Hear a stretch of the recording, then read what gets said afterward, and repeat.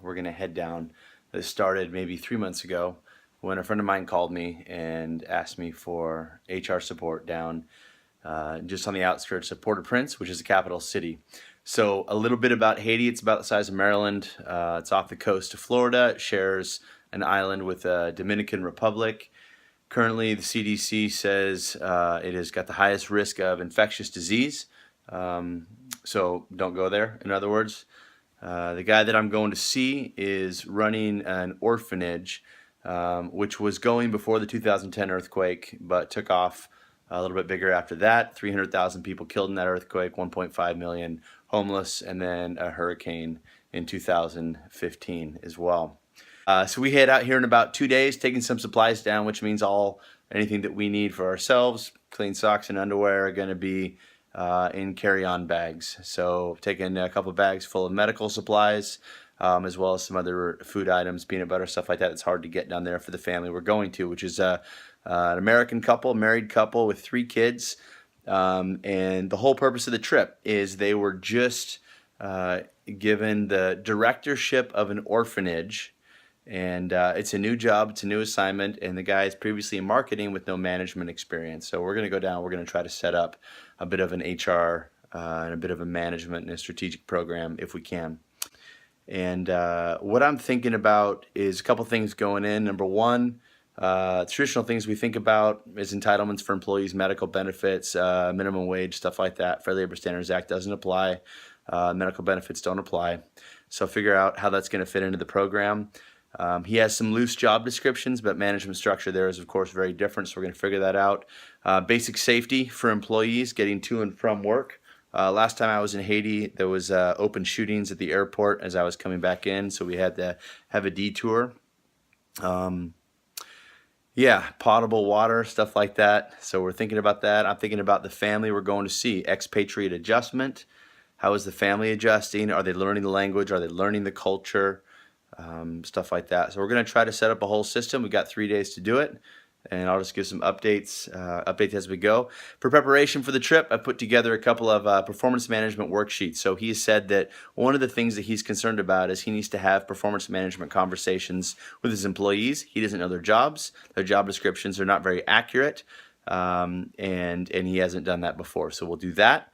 I've taken a look at some interview questions. Things like reference checks, stuff like that will be pretty much impossible there.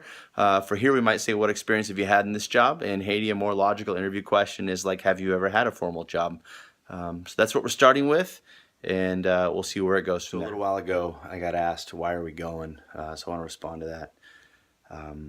So a little bit of perspective. Most consultant trips that I go on usually travel pretty nice. Stay in a nice hotel and it's nice, and I get paid decent amount to go. This is a little different. I'm paying to go. They're an orphanage in Haiti. They have no money. We're sleeping under a mosquito net, so we're less likely to get malaria and Zika virus.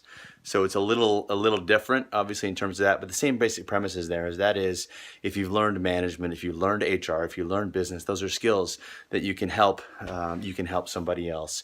So in this case, in Haiti, what they don't need is more federal aid. What they don't need is more money coming in or more 2-week trips to show up to hold starving babies and put the picture on Facebook. What they need is sustainable economic development if they're actually going to change their way of life.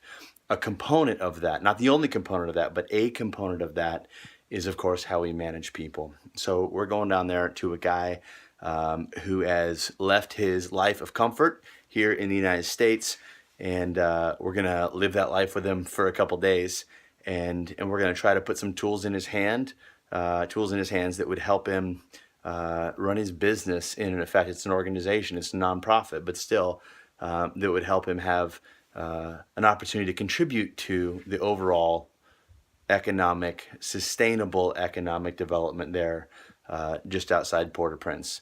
So that's kind of the objective, to put some tools in his hand. And that's how we're really going to define success on this trip, whether it's a good time or not. Like I said, I've been to Haiti before. I don't think it's going to be a good time. That's not really why you go. But if we can put some tools in his hand to help him manage folks better, give people an opportunity to grow, to learn, to have a job, to support their families, maybe to move out of a tent city, living underneath a tarp, and maybe get a place whatever it is. That's what we're kind of pushing toward. What are you doing? I'm gonna buy food. Légumes avec frites. Why don't you go to a grocery store? Because it supports locals and... Okay, we're gonna get on that in just a minute.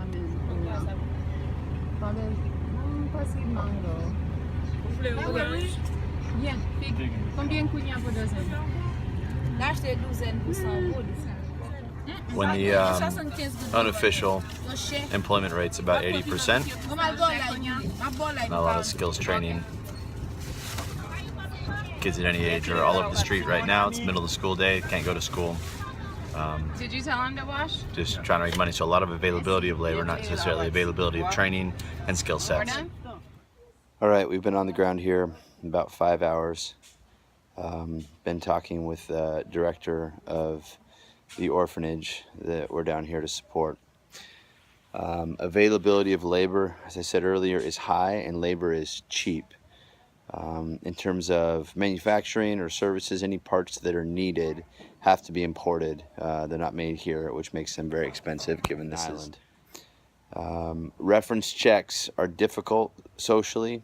There's substantial segregation by way of race because NGOs and the UN and different countries have put a lot of money into the country of Haiti, and that has transitioned a lot of people's thinking to those particular organizations or sources of handouts.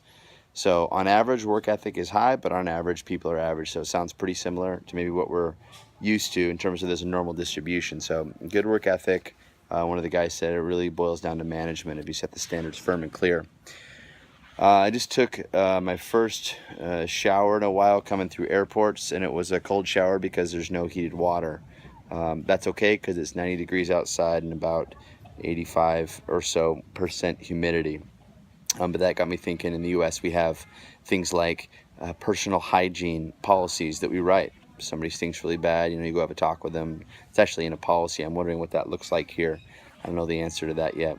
So we'll head to the operations here in a little while, either this evening or tomorrow, and get more of an idea of what's happening. But I think you can see me moving around swatting bugs. I'm thinking about what we're going to do in HR in terms of a medical or medical benefit scenario. So on my way down here, I had malaria shots, malaria medicine. I had typhoid medicine. The guy I'm staying with now had dengue fever a little while ago. That shower I just took, you have to keep your mouth closed because there's cholera, potentially cholera, and other things, Giardia, stuff like that in the water that can mess you up or even kill you. The bugs that are floating around right now are full of viruses, and except malaria, Zika virus. So I'm trying to figure out to what extent that affects the local Haitian population and how that's dealt with outside of the Family Medical Leave Act, which of course doesn't apply down here. So more to come. So one of the things we've been talking about is the cultural complexity. What you can see behind me is from a plantation, and that is just kind of what it looks like right there. And this is real. It's the history of Haiti, and it certainly has effects today. Trying to figure out how best to navigate some of those complexities in the midst of having a white Caucasian supervisor bringing in foreign money, and with that history in Haiti, trying to hire and empower local Haitians to be running the own organization in the long run. So another thing that we're working on and trying to figure out is employment security and safety. So obviously down here they're not under the general duty clause in the same way of OSHA to keep all employees safe. But behind me you see a gate. This is just to the house that I'm staying at. It's not a nice house, it's not a rich house. This is, everybody will have gates. I'm told that if you hear a shot outside your gate, that's basically a person just testing to see if you have a gun. So if you don't shoot back up in the air, then they'll break in, and if they hear a shot back, they usually leave. It can happen during the day, it can happen at night. So these gates are on all the facilities that we'll be going to for this orphanage. And the question that I have is not the legal principle, but of course the moral and the ethical principle about how do we keep employees safe, how do we control who comes in, who goes out, who are suppliers dropping off toilet paper and Culligan fresh water, and who's somebody that may intend to do harm. So some kind of policy, some kind of practice to tease that out that's consistent and can be applied. So one of the complexities in running an orphanage is figuring out after 18 years and after you've raised money for their school and done that, what do you do next? Was a transition home at one point where you try to give job-specific training, but ultimately kind of one of the intentions here is around stability, right? So what you see behind me is a local farming group that came by and trying to teach the kids how to farm and how to garden, and realized a couple things. To start with, when a kid leaves, the chances of them actually owning a home or having funding to build something like that, even though it might be, $20, $30, something like that, they're not going to see that in the first year or longer after they get out. So it's one thing to take care of the kids and to raise them up in terms of education and try to instill values, character, integrity, stuff like that. But it's a whole nother thing to say, okay, now you're 18, now you're 19, now you're out. And where's the landing place? So it's an idea of trying to do practical jobs, practical skill set training, but doing it while they're in the confines behind the gate that you see right behind me, where they're not going out, they're not going into the marketplace, and they have to find a way to get those skills right here behind these four walls. So I'm reviewing employee contracts and came away with this little statement. It's agreed to that the present contract is subject to by the Haitian Labor Code. Gonna need more information on what the Haitian Labor Code says about expatriate or even host country employment contracts. What are the major components of employment law here? All right, so we're wrapping up our trip down here, sitting in one of the rooms in the orphanage. And here's where we're at in terms of questions for the case study. All right, number one, here's what I'd like to know. What are the major aspects of what's called the Haitian Labor Code that I should be considering while I'm down here? I know what I did, but more so I want to know what you would do. Number two, how do I deal with the liability of foreignness? So by the time I got out of the airport, people kept grabbing my bags. It cost me $60 to get them back. That's the price to pay to be a foreigner. Didn't know what to expect, didn't know how to handle it, didn't know what would cause a problem and what wouldn't. How do I deal with that in this situation? Number three, if a cultural understanding is important, if you believe it is, what is the fastest and the best way to achieve a cultural understanding of how employment and organization should work? Number four, what are the unique Haitian factors? Not just for an expat, not just international HR, but Haiti specifically. What are the unique Haitian factors I should be thinking about when I'm going through this? So here there are, I'd like to know what I should work on first as well. What you would work on first. So there are racial tensions, obviously massive poverty, unemployment. In our case, two late 30-year-old American trained, one with a college degree, managers that are inexperienced in managing. They used to work real estate.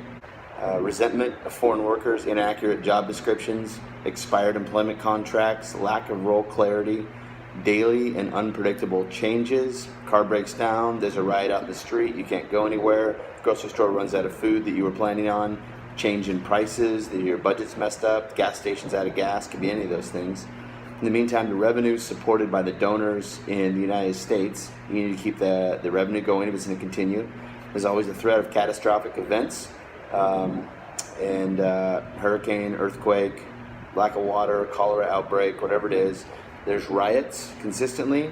There's corruption within politics and police. There's basically no infrastructure. The roads beat cars to pieces. You can't drink water out of the faucets. You keep your mouth closed when you're taking a shower. Very limited. The power comes on at night for a few hours. There's no power during the day. You run off of generators and batteries. However, we have kids, and that's really kind of what we're focused on, where a lot of Haitian kids might see adoption from the U.S. as their kind of only way out. In the meantime, they need to be cared for, they need to be educated, they need to be trained, and then deployed when they're 18, 19 years old, not only to survive, which is taken care of here, but when they're out there on their own. So they need to be able to survive, feed themselves, maybe their families, but they also need to be able to make a contribution to Haiti's future. So of all those things, where do I start? That's kind of the ultimate question. What is the most important thing that I should be focusing on to present a human resource management plan and a strategy for these guys down here to take care of 3 or 4 buildings worth of kids?